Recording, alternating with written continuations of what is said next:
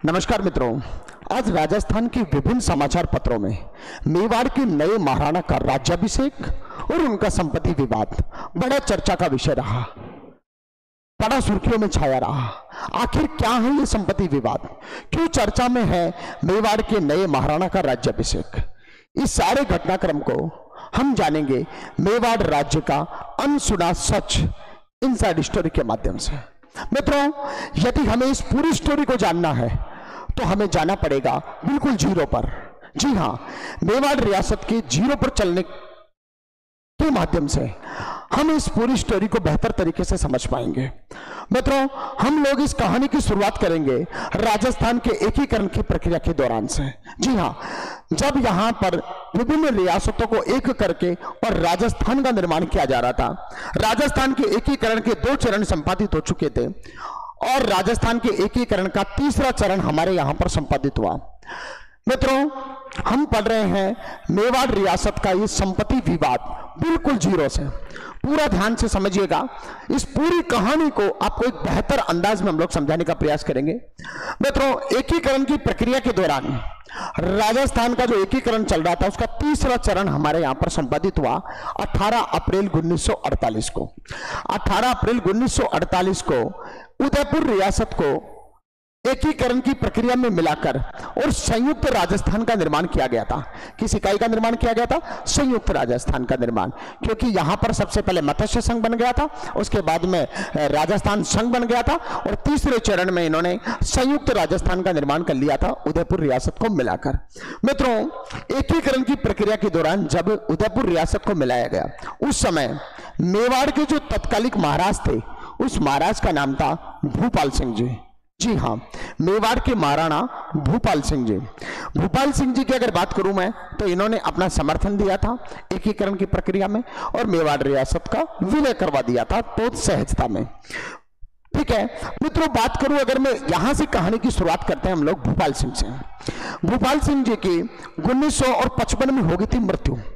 भूपाल सिंह जी की जो 1955 में मृत्यु हुई तब एकीकरण की प्रक्रिया चल ही रही थी। उसी दरमियान इनकी मृत्यु के बाद इनके जो पुत्र थे, इनके पुत्र की बात करूं मैं तो इनके पुत्र थे भगवत सिंह जी। जी हां, इनकी मृत्यु के बाद में भगवत सिंह जी को राजा बनाया गया, भगवत सिंह जी को शासक बनाया गया। मित्रों, जो भगवत सिंह जी थे ये शासक रहे 1955 से 1984 तक इनका शासनकाल रहा था। मित्रों, अगर बात करूं मैं तो इनको जो वैधानिक रूप से ये राजपूताना के, या अपन मेवाड़ की बात करें तो मेवाड़ के अंतिम महाराणा थे ये। अंतिम क्या थे?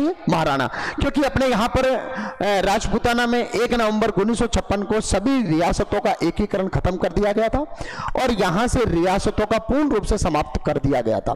तो उस समय 1 नवंबर 1956 से पहले ही ये गद्दी पर बैठ गए थे 1955 में। इसी कारण से मेवाड़ का जो वैधानिक रूप से अंतिम राजा माना जाता है वो किसको माना जा सकता है?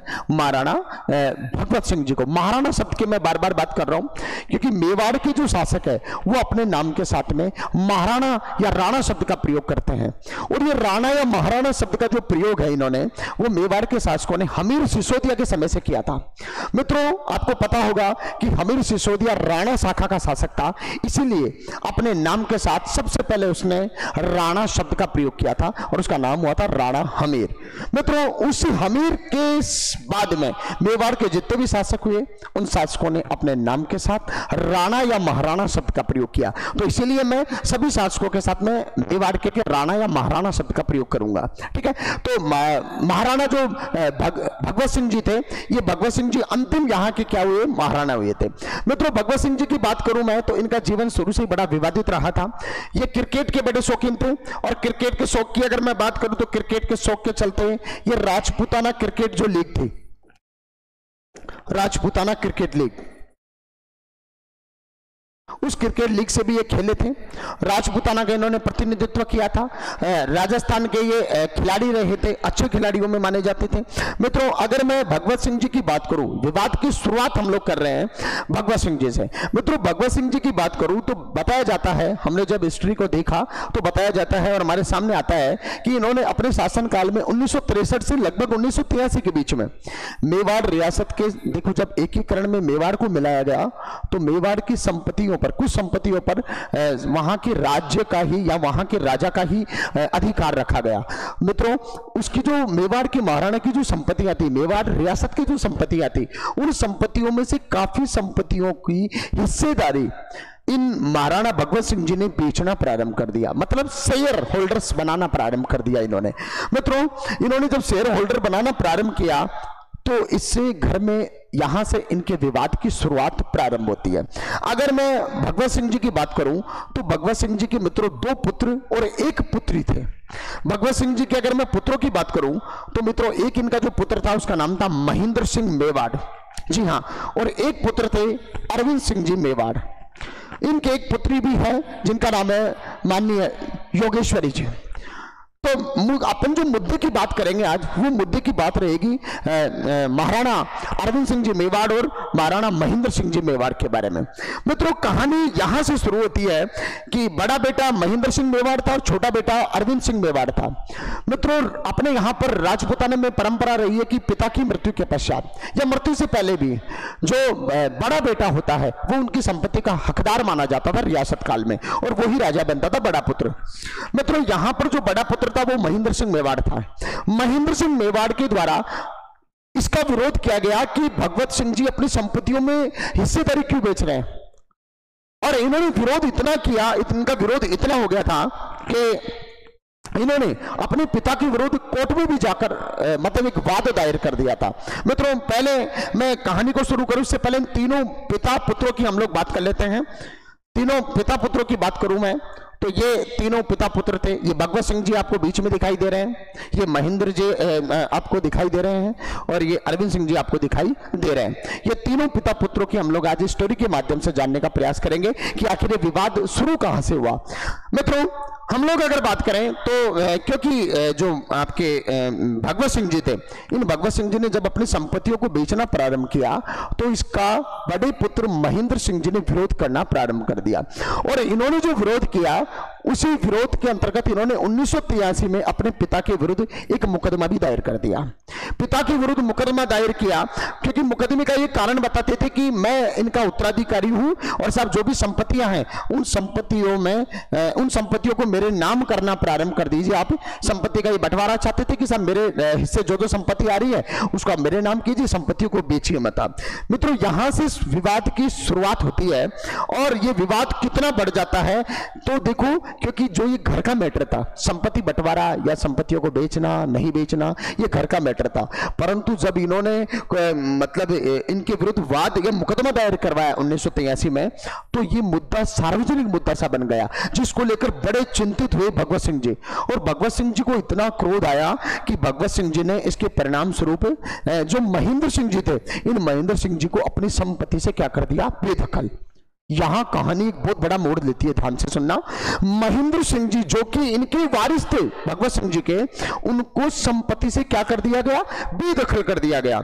मित्रों, जब संपत्ति से बेदखल हुए, जब भगवंत सिंह जी की संपत्ति से बेदखल हुए, तो मित्रों यहां पर एक नई कहानी में मोड़ आता है कि इन्होंने अब जो संपत्ति थी उस संपत्ति का भगवत सिंह जी ने क्या किया, तो उन्होंने अपनी संपत्ति को एक ट्रस्ट को ट्रांसफर कर दिया। ठीक है, एक ट्रस्ट को ट्रांसफर कर दिया, और उस ट्रस्ट का जो ट्रस्टी होता है, उस ट्रस्ट का जो मालिक है, उस ट्रस्ट का जो मुखिया है, वो बना दिया अपने छोटे पुत्र अरविंद सिंह जी को।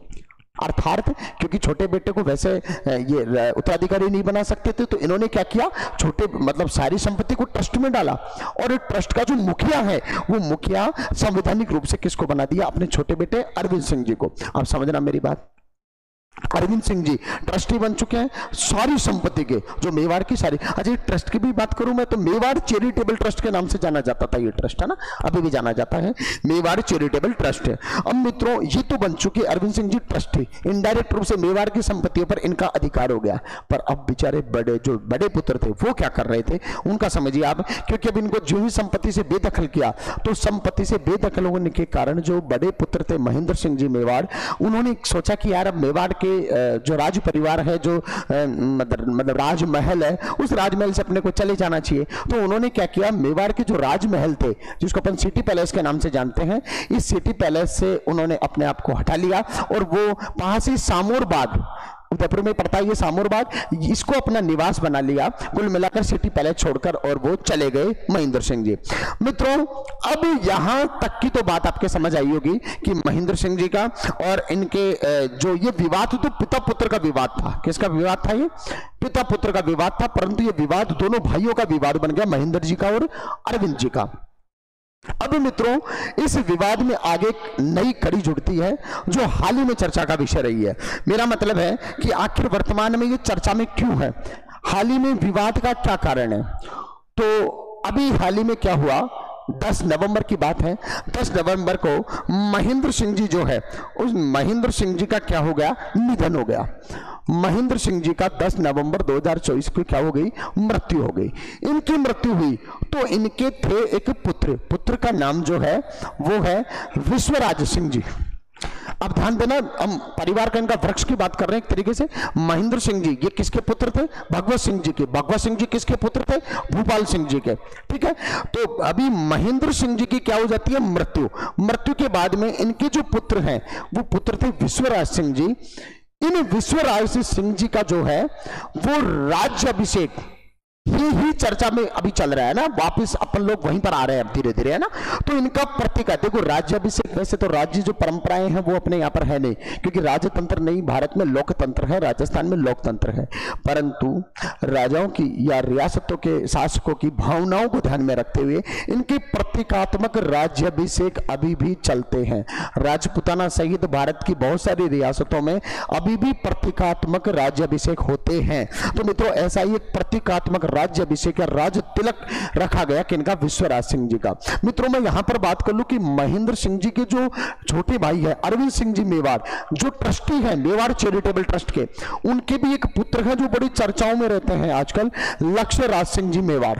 लक्ष्य राज बड़ी रॉयल जिंदगी जीते हैं, बड़े चर्चाओं में रहते हैं, फेसबुक पर इंस्टा पर बड़े फॉलोअर्स हैं इनके। तो लक्ष्य राज सिंह जी जो है ये पुत्र हैं अरविंद सिंह जी के, और आपके महेंद्र सिंह जी के पुत्र हैं विश्वराज सिंह जी। मित्रों ये जो विश्वराज सिंह जी हैं, मैं इनके बारे में थोड़ी सी आपसे बात कर लूं। ये वर्तमान में जो आपके विश्वराज सिंह जी हैं, ये विधायक पद पर आसीन है। ये विधायक है वर्तमान में। कहां से विधायक है, ये नाथद्वारा से, नाथद्वारा जो राजसमंद में नाथद्वारा है वहां से ये विधायक चुने गए थे। और इन्होंने बहुचर्चित कांग्रेस के सीपी जोशी जी हैं जो विधानसभा के अध्यक्ष भी थे उस समय, तो विधानसभा अध्यक्ष, तत्कालीन विधानसभा अध्यक्ष सीपी जोशी को इन्होंने बहुत भारी मतों से पराजित किया था और नाथद्वारा सीट पर इन्होंने विजयश्री हासिल की थी। तो वर्तमान में ये विधायक के पद पर भी ध्यान रखना, ठीक है। एमएलए ये है विश्वराज सिंह जी। अब मित्रों चर्चा शुरू करते हैं अपन इनके विवाद की। तो 25 नवंबर कल की बात है, सोमवार की, 25 नवंबर को इनका राज तिलक होना है, राज्याभिषेक इनका होना है।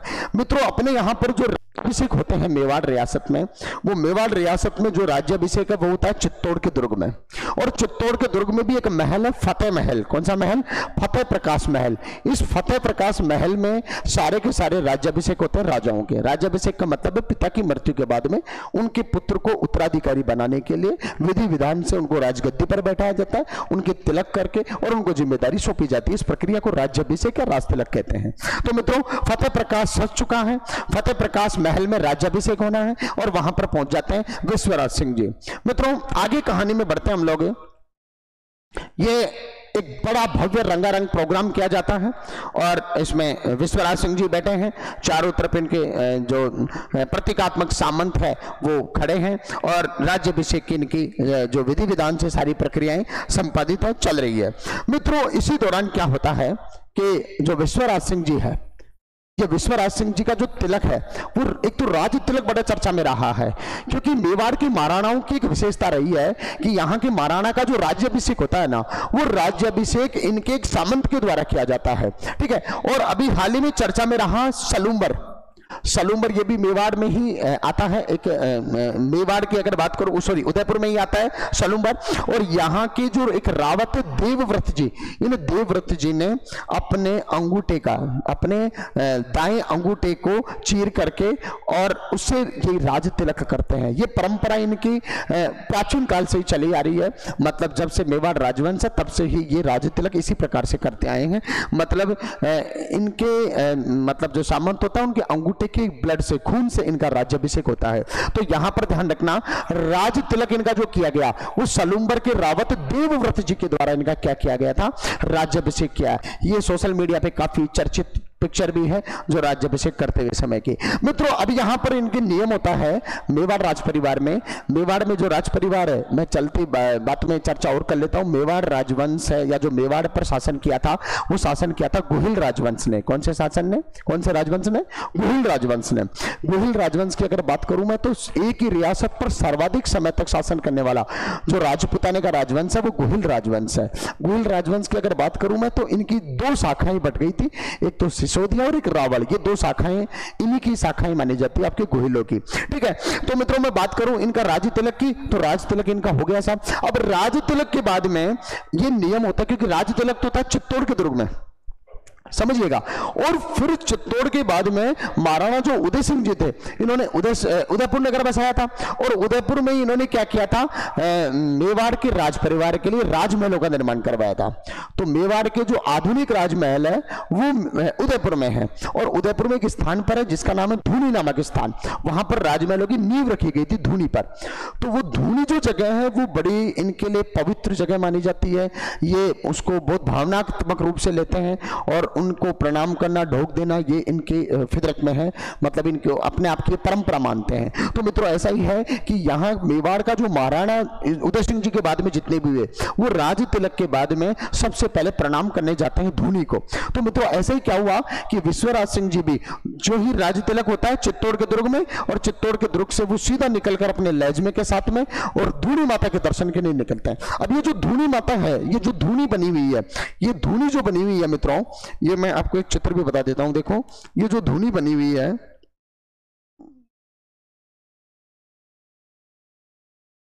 ये जो धूनी बनी हुई है, ये धूनी आपकी अगर मैं बात करूं धूनी की, तो ये है मेवाड़ के वर्तमान राजमहलों में।